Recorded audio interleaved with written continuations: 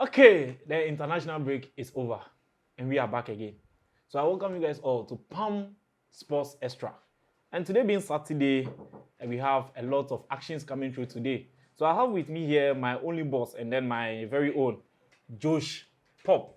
I don't Pope. That be the name. Pope. Very good. You're welcome. Thank you. Today being Saturday, we are back into the studios again. And as you guys all know, the international break is over. Sure. So before we go into today's discussion about our big games for today, the international break already, as we know, is over. The Black Stars game, how did you see it? Since we are in Ghana, I would like us to start from there. How did you see the Black Stars game? Oh, okay. Funny enough, I didn't get time to watch the two matches. Is it because you don't want to watch the game, or just that you don't have time? I don't have time.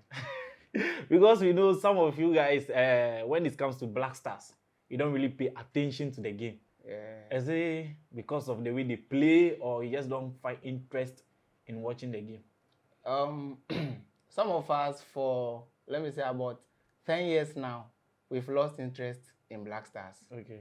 Because I think the FA is not doing what they are supposed to do to bring back their love. Okay. I think some 2-3 years ago, they brought some agenda, bring back their love, but that didn't work, because what they are supposed to do to bring back that love that Ghanaians have for Black Star, they didn't do it. Be able to do it. Yeah. To your expectation. Sure.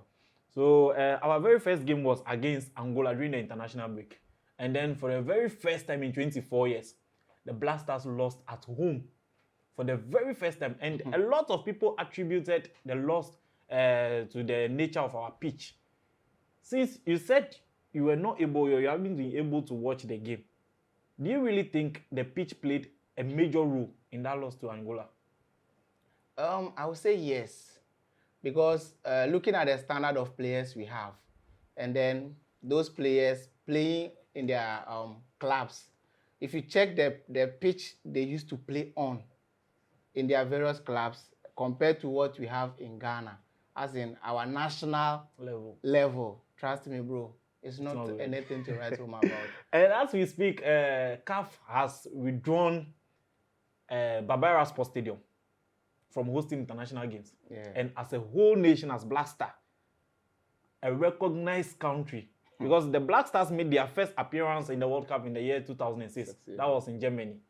And today, as we speak, the Black Stars of Ghana will be playing their next home match against Sudan outside the country. Yeah. What do you have to tell us? Or what do you see? What do you think is the problem you are facing? The problem boils down to, first of all, our NSA before it gets to even the GFA. Because I think our national sports authorities are not doing what they are supposed to do. They are actually in charge of maintaining our various stadiums in the country. But you could see that, to me, they have actually done our whole football like a political stuff. Yeah, if maybe... If you don't know how to say it, it will be like you are doing politics with our football. Yes, but football is not supposed to be like that. Okay. Sports in general is not supposed to be like that. But in Ghana, we have made our sports to look like it's being run by politicians. So you could see that our last World Cup that we went, even with our last match played with Nigeria in Ghana, CAF was even about to ban the Baba Yara. So it was a temporal permission they gave us to use it for the Nigerian game. But after that match, it's like, Charlie, everything went off again. Nothing has been done about the pitch. Yeah. You see, the thing is, one issue is the fans coming to watch the game cannot give us the fund that we need to take care of the pitch. So the pitch at least needs to be rented out for other official commercial purposes. Yeah. But I don't know what is wrong with us as a nation that we can't provide pitch cover. You see, that is why I put the whole blame on the NSA, because I believe, as I said earlier, they are responsible for doing all those things. All right. I think some time ago, I even heard some people went to rent the same Baba Yara to do funeral. Oh, yes. Yes. Like, it was even rented out to this pastor. There is this pastor, they rented the pitch to host like 3 days when it was about 2 weeks to the AFCON qualifiers, and nothing has been done. So as we speak, the Black Stars of Ghana, we will be playing our next home match. That will be against Sudan in Ghana. So that's where we found ourselves. Black Stars. Okay, so back to business. The international break is over. Yeah. All the major leagues in Europe, today they are starting their games. And for the very first time, let's start with our very first game for the day, the early kickoff. Manchester United versus Southampton. Yeah, no move away. So what do you have to say about that? Manchester United versus Southampton game. Manchester United, Southampton. For me, especially with the people that are into the, you understand. I'll go over 1.5. Over 1.5. Yes, but you know the way Manchester United fans are so happy now that they got Ugarte, as if Ugarte is going to do the whole work for them. You see, the Premier League is not like other leagues. Okay. I always tell people that when you are a player that comes from Premier League, it's fit into other leagues so easily, unlike players from other leagues coming to the Premier League. So, well, Manchester has some couple of good players out there, and then their injury lists are also going up small. You see, when you go to their head-to-head, they've played about 133 times, and then Manchester United has been able to pick 68 wins, and then Southampton picking 28, 37 draws for them. And going into the international break, Manchester United has been able to pick just a point, 3 points, in their last 3 games before the international break. And then Southampton making a return into the Champions League, English Premier League, hasn't been able to pick any points after 3 matches. Do you think going into this particular game today and then looking at the head-to-head, is Manchester United having any upper hand over Southampton today? Oh, I don't believe that, because I think Manchester is going to away. Oh yes, they are traveling to St. Mary's today. Yes, and if you check, Manchester has lower records on Southampton in St. Mary's. Okay. Because you know for 3 matches now, no point for Southampton. Yes. And then Manchester is having a 3 points. 3 points. Okay. So Southampton will try everything possible to impress their fans. Okay. Since they are hosting the big boys in their motherland, so they will try everything possible to just make the fans so happy, because we coming back from international break. I think we need that love from the fans, because England is not like Ghana. For them, if you don't do it well, fine, the fans will come all right. But the things they'll be posting on their social media, you won't like it. That is it. So if they don't do things to please the fans, I think, Charlie, England, you do something, or you coach, you go. So looking at Manchester United, I think the news reaching me right now is this guy, let's say Mr. Mount, has picked a knock. Yeah. So I'm not sure he'll be featuring for the Manchester United team today. And then having Manuel Ugarte in their team, looking at his last games at Paris Saint-Germain, do you think he's going to add anything special to their midfield, looking at Casemiro, Kobe Menu, and the likes of those players, adding Manuel Ugarte to their squad? And looking at his performance at the international level during this international break for Uruguay, do you think he's coming to add anything to the team? I don't believe. He will try his best. That is if only they give him the opportunity to play. But I don't think Erik ten Hag should do anything. He shouldn't force the boy. He should allow the boy sit behind and watch the game. He should allow Manuel Ugarte sit behind and watch the game. But Erik ten Hag has been under criticism for some days now, from the likes of our former Ballon d'Or winner, Cristiano Ronaldo. A lot of things have been said about Erik ten Hag. Do you think he should allow Manuel Ugarte to sit back and then watch the game when he needs to win the game, and then pick a point, at least pick a win for Manchester United? Because Manchester United is a big team. Yeah. It's a big team, and their mentality is to win. So if you are there and then your mentality is, we are not going to compete for this, we are just trying to do this, do you think all this criticism from the likes of Cristiano Ronaldo and then other big people, do you think it's going to have any negative impact of the team today, and then from the look of things, do you still believe Manu Ugarte should sit back? You see, how do we? Jose Mourinho used to say something that football is a psychological game. Okay. You know, sometimes coaches say a lot of things, or players comes out to speak their mind to just down spirit you. Yeah. Eric Ten Hag being an experienced coach, I don't think whatever that's going on should be something that will move him. But I think all those things are coming out actually to make him sit up as a coach. So I think some 2 or 3 platforms that I've seen, they brought about some predicted lineups. And then they are actually, most of them are pairing Kobe Menu with Manuel Ugarte. Okay. And then I think doing that pairing, Charlie, you know, go work. You see, when you look at Manuel Ugarte, he is someone who can control the game for you. Okay. If you're under pressure, he can control the game for you. And then Kobe Menu, so people think that pairing Manuel Ugarte with Kobe Menu will be the one to be doing the box-to-box work, driving the ball forward, doing the attacking it work. And then Manuel Ugarte sitting back to control the game, because when you look at the age of Casemiro right now, I think he has done his best. Okay. So maybe that might be the reason people think or feels that Kobe Menu should be paired with Ugarte. You see, one thing about English football is that players or defenders sit back, watch you bring the ball. Okay. And then they do what? They defend. Okay. Using, how do you call it? Manuel Ugarte sitting behind. And then Kobe Menu doing the rounds. Kobe Menu, if you check his recovery, is not all that good when he loses the ball. His recoveries are not good. So assuming Ugarte sits behind and then Manu goes and loses the ball, we have only just one midfielder left. And then if you check the football, the English football, for instance, you know, when their counter is coming, it's very sharp. Oh, that is it. And then you having just one DM to do the work for you. Charlie, for England football, there, before you go realize, and then our keeper is also Oh no. In fact, Onana is very good. Onana is good. So before the game, there was this news from Eric Ten Hag. He was talking about Matthias de Ligt. Okay. So what he said was that you will see the real Matthias de Ligt soon.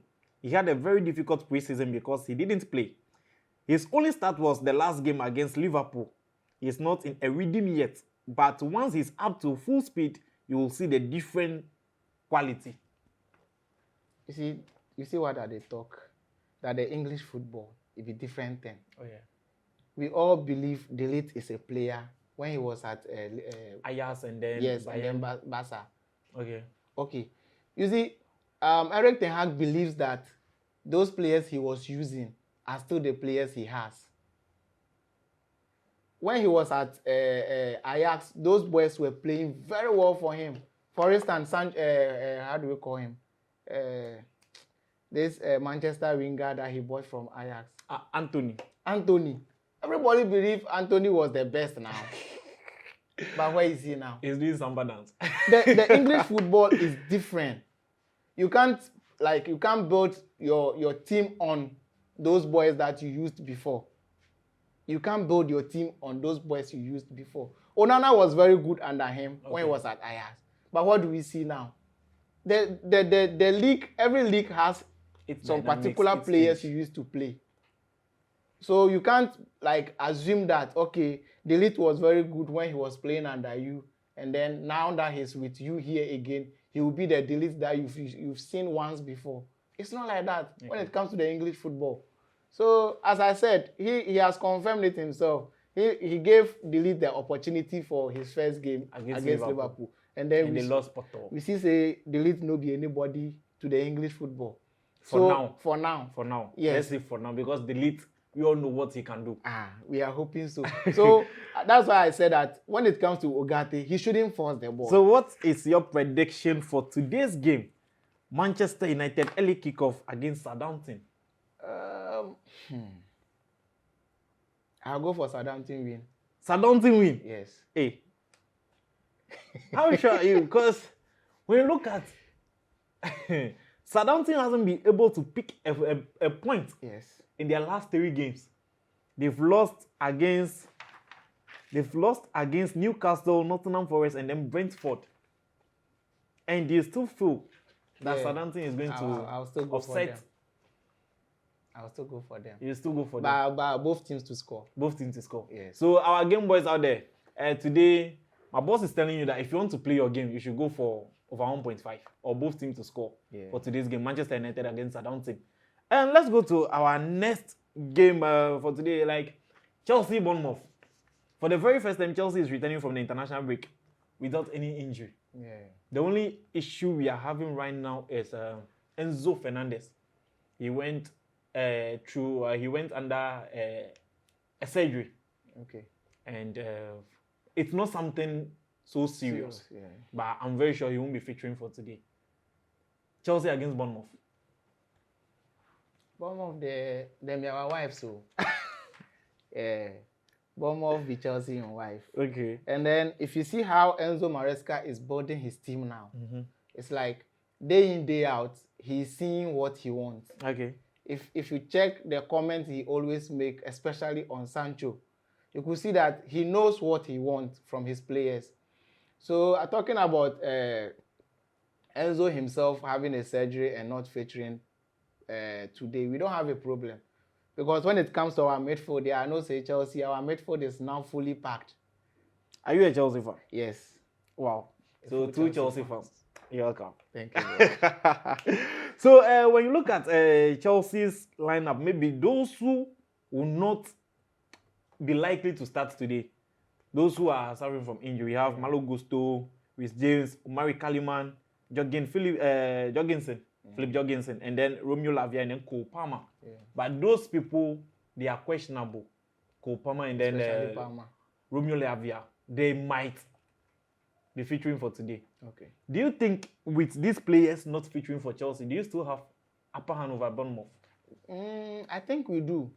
You see, that's why I think 2 or 3 days ago there was this news that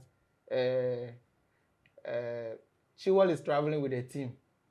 Wow. And then people were not trying to understand why he is traveling with the team. Because right now we don't have Rhys James. Okay. We don't have Malo Gusto. So bringing Cucurella to that side wouldn't be a problem. And then Chilwell being on the left for side. us. So I think the only biggest headache would be Cole Palmer. Okay. But since we have Nkunku also there who can actually play the number 10 role for Chelsea when Palmer is not around, I think it's not going to be any big problem. So looking at Chelsea and then Bournemouth, Chelsea have a good historical record against Bournemouth, and they have won 14 games out of the 21 matches played, with Bournemouth picking only 5. Do you think this history can work in favor of Chelsea? Oh, the history there, it will still work. It will still work. Yes, because I believe it's not. I'm not speaking because I'm a Chelsea fan. Okay. But I'm speaking because based on some of the things that are coming out from Enzo Maresca now, you could see that the boys are actually now understanding his philosophy. So we having some. You could see that right now our bench is also working very well. That's it. So if he brings somebody out, he knows who to replace. Unlike, excuse me to say, Pochettino. Anytime Chelsea wants to have a substitution, you see that we, the fans behind, we always start crying. Because we know who will be coming out and who will be going in. Yes. And then you could see that his substitutions are always not right. Yeah. So these few games that we've seen Enzo Maresca working on, you could see that his substitution is really working for him. It's doing the magic that he wants. So I think with these few players out and then the ones we have, we will surely walk over Bournemouth. So when you look at Enzo Maresca, he's a tactical coach. Yeah. He likes to possess the ball. He wants to dominate possession. Yeah. And when you look at Chelsea for some time now, under all those coaches who has passed, not that they've died, those past coaches that they've signed before, they are not the coach that wants to possess the game. They always want to score. Yeah. But Enzo Maresca is a type of coach who wants to possess the game. And looking at his preseason and then the last 3 games, they'll be able to pick. They lost against Manchester United, Manchester City, picked a heavy win against Wolverhampton. Wanderers. And then they were able to draw against Crystal Palace. And they've been able to score at least 8 goals in 3 matches. Do you think these tactical games and then possession football can help Chelsea in the long run? I think it can, depending on the philosophy of the coach. Yeah, because as I said earlier, he got the boys he think they can do the work for him. We always say that his godfather is Pep Guardiola. And then you could see that the boys he has around him are doing the work for him. Under Pochettino, we didn't see the Caicedo that we saw at Brighton. Okay, before you continue, there is a news here from Fabrizio. Is that Enzo Maresca, the reason why Cole Palmer, Romeo Lavia, Wesley Fofana are out of the Conference League squad is because we try to protect them. So as we speak right now, these 3 players, they are fit for today's game. Okay, that's a good news. It's a good news because was it yesterday also? I also read about Maresca saying that he rested Cole Palmer especially because he felt like the workload on him was too much. Too much, okay. Yes. So those players traveling is actually a good boost for Chelsea. Yes. And he was at the press conference. He also said something. Enzo Maresca, I was in love with the squad and now I'm in love with the club. It's one of the best clubs in the world and I'm happy with what we are doing. That was from Enzo Maresca. So what do you think about that? Yeah, that's true. One good thing that makes Pep Guardiola to be Pep Guardiola is that the club always gets him the choice of players he wants. And I think the club is gradually doing this for Maresca. Any player he wants, they are gradually getting it for him. And then that is what is making we see the Maresca that we all know and when he was at Leicester City. Yes.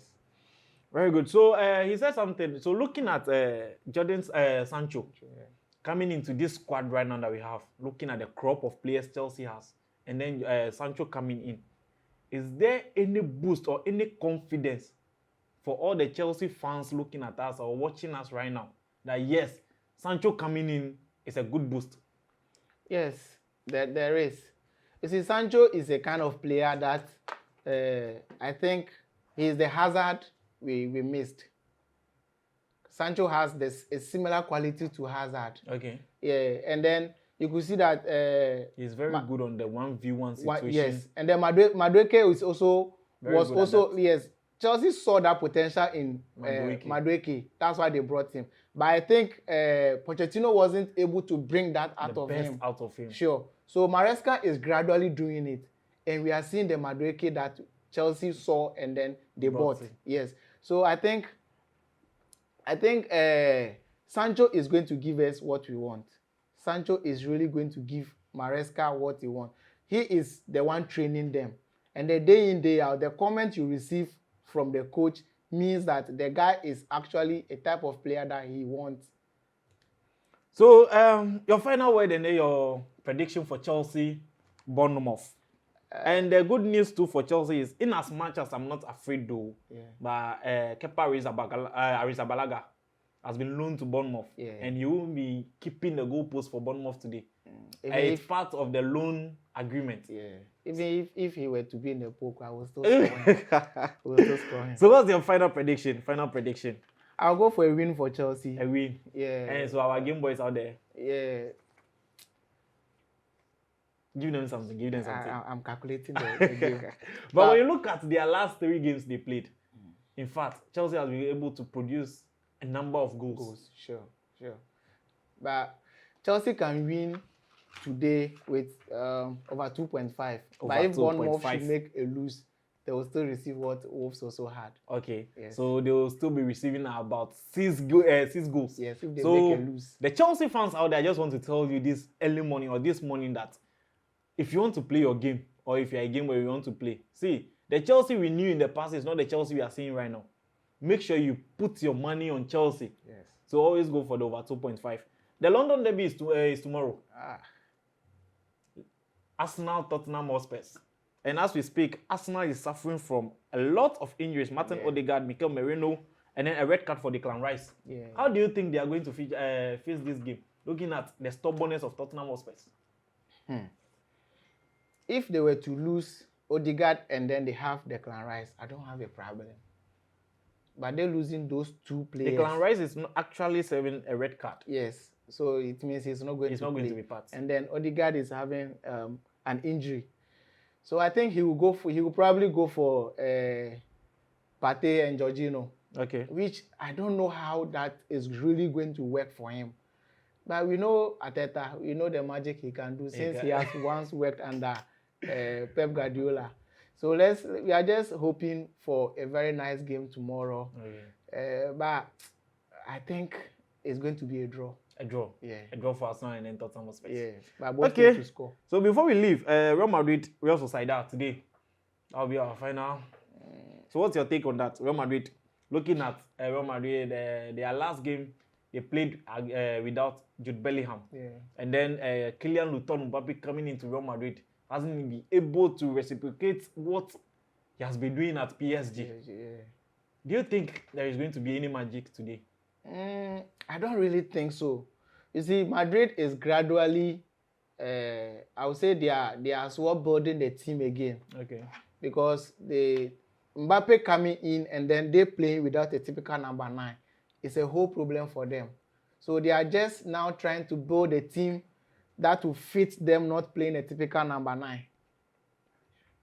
So I'm just praying and hoping that things will work well, because Madrid and the Real Sociedad is a whole crack for Madrid. Yes, anytime Madrid meet Real Sociedad, it's a whole problem for them. But I hope and pray they pass through. You hope and pray they pass through. So let's just go through today's games for today. Let's start from EPL. We have Southampton and then Manchester United. Early kickoff 11:30.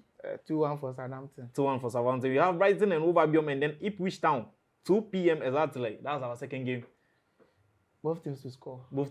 Yeah. So we should be looking at 1-1, 2-2, 3-3, 4-4. Yeah. Okay, so we have Crystal Palace and then Leicester City. Jordan, are you facing his former team? A win for Leicester. A win for Leicester? Yeah. Hey. This one there. Because when you look at what Crystal Palace is actually doing, do you really think there is going to be a win for Leicester? Yeah. Leicester is going to. Okay, so we have Fulham and then West Ham United. Kudus. A draw. A draw for them. Yeah. 0-0-1-1. You want our game boys to actually put their money on something and then chop something from Abi, now. 0-0. 0-0 for Fulham and then West Ham United. Liverpool and then Nottingham Forest and a slot. He's the third coach to be unbeaten in his last 3 games, making his first appearance in the EPL. Do you think today is going to be he's going to be the first coach to win 4 games unbeaten? First coach in the EPL. Liverpool, Nottingham Forest. It's a big game. It's a big game, I know.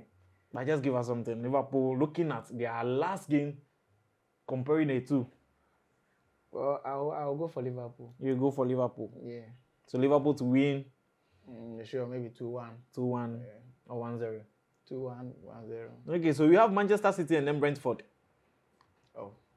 Manchester City to carry. Brentford go win now.